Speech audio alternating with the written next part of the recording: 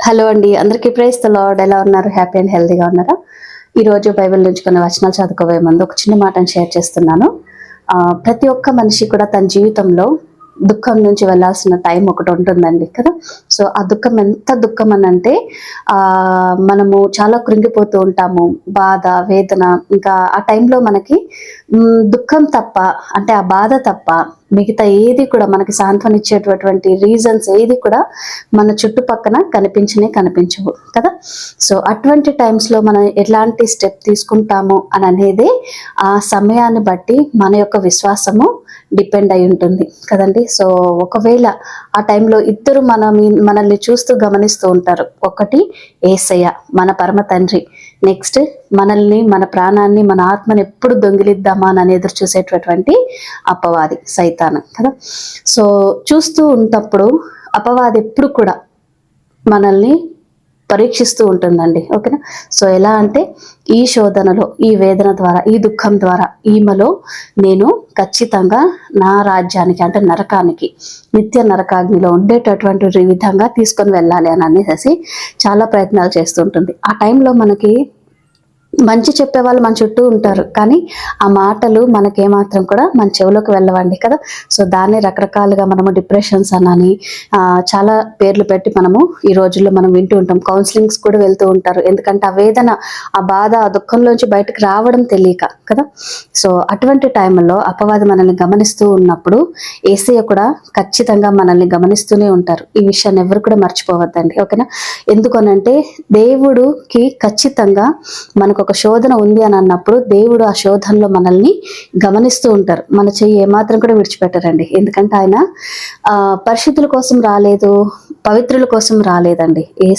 యేసే వచ్చిందే పాపంలో మునిగిపోయిన మన గురించి, పాపంలో బంధింపబడిన మనల్ని విడిపించడం కోసమే యేసే మన కోసము ఆయన అంత త్యాగం చేశారు. ఆయన రాజ్యానికి వారసులుగా చేసుకున్నారు కదండి.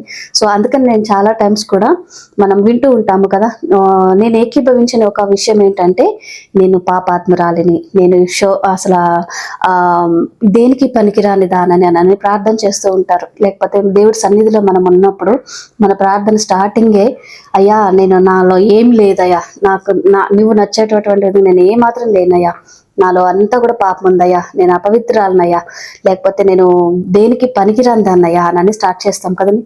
అది ఒకప్పుడు మనము మారని స్థితిలో ఉన్నంత వరకు నిజంగా మనము పాపముతో నిండి ఉన్నప్పుడు మనము దేనికి కూడా పనికిరాని వాళ్ళమే. కానీ యేసయ్య మనల్ని ఆయన రక్తంతో కొనుక్కున్నారండి కదా. సో ఎవరైనా ఇప్పుడు మనకి పిల్లలు ఉన్న తర్వాత చిన్నపిల్లలు వచ్చి మన దగ్గర బతిమలాడుతూ, మన కాళ్ళ మీద పడిపోతూ బ్రతిమలాడేస్తూ ఉంటే మనకి ఎట్లా ఉంటుంది? మన హృదయం నొచ్చుకుంటూ ఉంటుంది కదా. ఎందుకు నీకు ఇంత బాధ? నువ్వు నన్ను అలా అడగాల్సిన అవసరం లేదు. పక్కన వాళ్ళలాగా, లేకపోతే వేరే వాళ్ళ పిల్లల్లాగా నువ్వు నన్ను అడగడానికి, నువ్వు వేరే వ్యక్తివి కాదు నాన్న, నువ్వు నా బిడ్డవి. సో నీకు రైట్ ఉంది నన్ను అడగడానికి అని అనేసి మనం వాళ్ళకి చాలా ధైర్యం చెప్తాం. ఎంత ధైర్యం చెప్తామంటే, నువ్వు నన్ను అడుగు, నీకేం కావాలో నన్ను అడుగు, నేను నీకు వెంటనే ఇస్తాను అని అనేసి మనం చెప్తూ ఉంటాం, ప్రామిస్ చేస్తుంటాం కదా. సో దేవుడు అంతకు మించిన ప్రేమమయుడండి కదా. సో ఆయన మనల్ని ఒక విలువైన వాళ్ళలాగా, ఎంత విలువ అంటే ఆయన చుట్టూ పరిశుద్ధ దూతలు వైట్గా ఎంతో మంచిగా దేవదూతలు ఉంటే, పరిశుద్ధుడు పరిశుద్ధుడు అని కొనియాడబడుతుంటే, పాటలు పాడుతూ ఉన్నప్పటికీ కూడా యేసే మనల్ని చూస్తున్నారు. యేసే వాళ్ళకంటే మనకి ఎక్కువ అధికారాన్ని ఇచ్చారు కదండి. సో కాబట్టి ఆ అధికారాన్ని మనం స్వతంత్రించుకోవాలి. అంతేకాని అపవాది మనకి శోధిస్తున్నట్టుగా, మన చెవిలో చెప్తున్నట్టుగా మనము దేనికి పనికిరాని వాళ్ళము కానే కాదు. ఒకవేళ అలాంటి మాటలు మన నోటి నుంచి వస్తున్నాయి అని అంటే వెంటనే మీరు అపవాది ముందు నిలబడి మాట్లాడండి, ఖచ్చితంగా చెప్పండి. ఓకేనా. సో ఎప్పుడైతే మీకు అట్లాంటి నెగిటివ్ వాయిస్ వినిపిస్తుందో అక్కడే మీరు చెప్పండి, నేను ప్రీషియస్. ఓకేనా.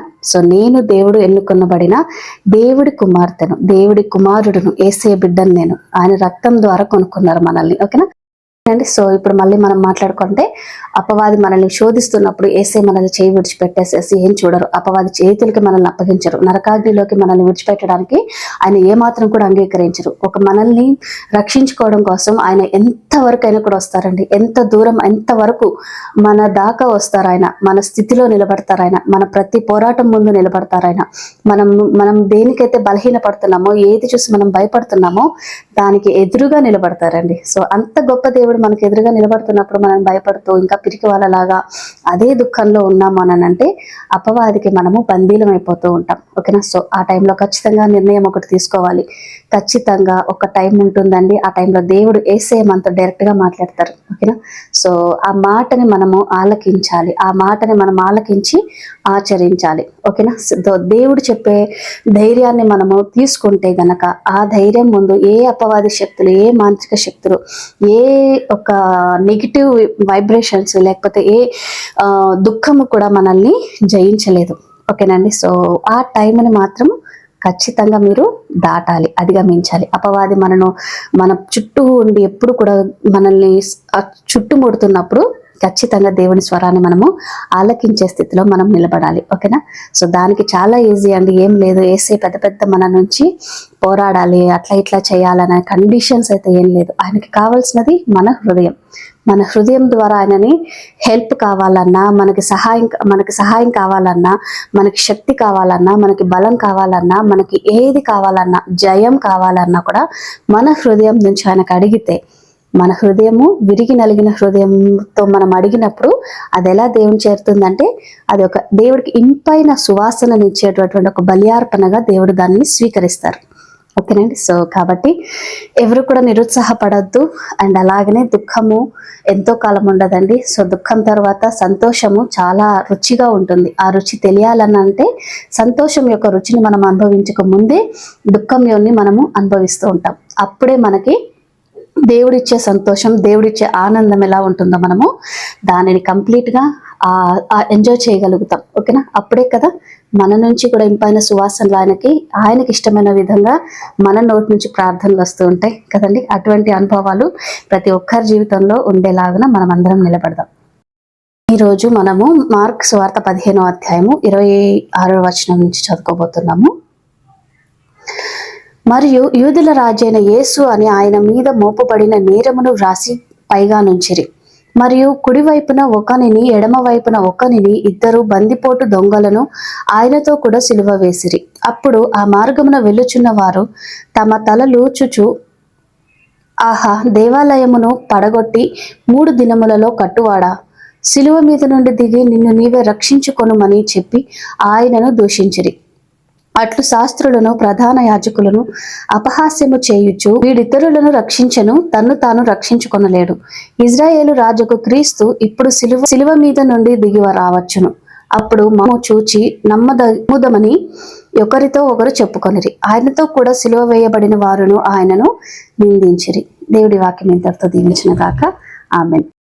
చిన్న ప్రేయర్ చేసుకుందాం. మీరు కూడా ఏకీభవించండి.